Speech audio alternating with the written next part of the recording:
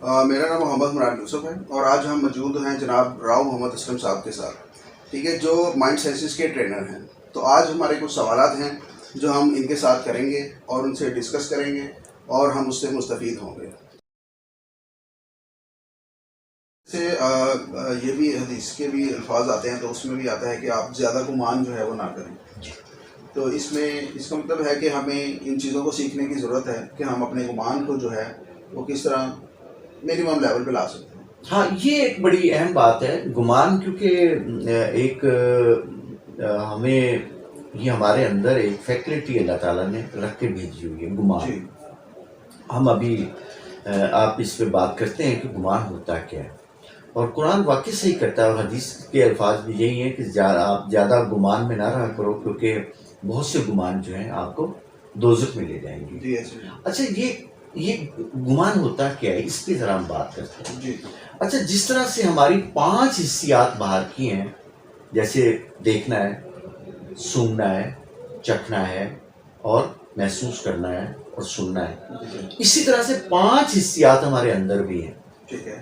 اگر امام غزالی رحمۃ اللہ علیہ کو سمجھیں گے اور ان کی کتاب کا مطالعہ کریں گے کہ کیمیا سعادت، تو اس میں وہ باقاعدہ طور پہ 5 اندر کی حسیات کی بات کرتے ہیں۔ سب سے پہلے خیال ہے اندر کی حسیات میں، جو انر سینسز آپ کی ہیں۔ میں ذرا اس کو آسان کر کے آپ لوگوں سے بات کر رہا ہوں۔ اور دوسری اس کے اندر ہماری یادداشت ہے، یعنی پہلا خیال ہے، دوسری یادداشت ہے، تیسرا واہمہ گمان، ٹھیک ہے، اور چوتھا ہے فکر، اور 5ویں ہے ذکر۔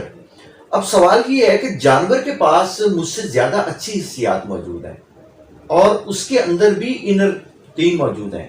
گمان اس کے پاس بھی ہوتا ہے، یادداشت اس کے پاس بھی ہوتی ہے، اور خیال اس کے پاس بھی ہے، لیکن یہ 2 نہیں ہوتی۔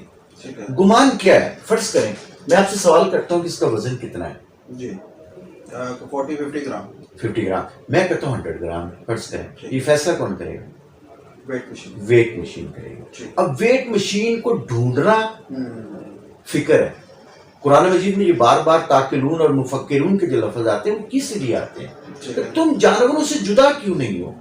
اگر تو میں اس بات پہ رہتا ہوں کہ آپ کہتے ہیں جی 50 گرام ہے، میں کہتا ہوں 100 گرام ہے، اس سے مراد گمان کی بنیاد پہ، ایسٹیمیشن کی بنیاد پہ ہم دونوں یہ بات کہہ رہے ہیں، لیکن ہو سکتا ہے کہ ایسا نہ ہو۔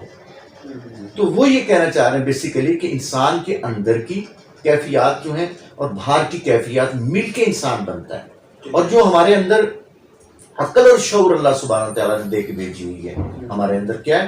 عقل، کیونکہ جانور کے پاس عقل نہیں ہے، اور عقل کی جو بائی پروڈکٹ ہے وہ شعور ہے، اور شعور کے بعد وجدان ہے، وجدان کے بعد الہام صغریٰ ہے، اور اس کے بعد الہام کبریٰ ہے، جو ایک فرشتے کے ذریعے انبیاء علیہ السلام کے اوپر اللہ سبحانہ تعالیٰ بھیجتے تھے، اور رسول صلی اللہ علیہ وسلم جو ہیں وہ اب کیونکہ آخری نبی تھے، ان کے بعد کوئی نبی نہیں آئے گا، تو کوئی فرشتہ اس طرح سے کوئی لے کے وہی نہیں آئے گا۔ ہاں، یہ ضرور ہے کہ انسان کے اندر عقل دی ہوئی ہے جس کو وہ شعور میں کنورٹ کرتا ہے، اور پھر وہ اپنے وہ کام کرتا ہے جو ہمارے زندگی کے کام ہے۔ جی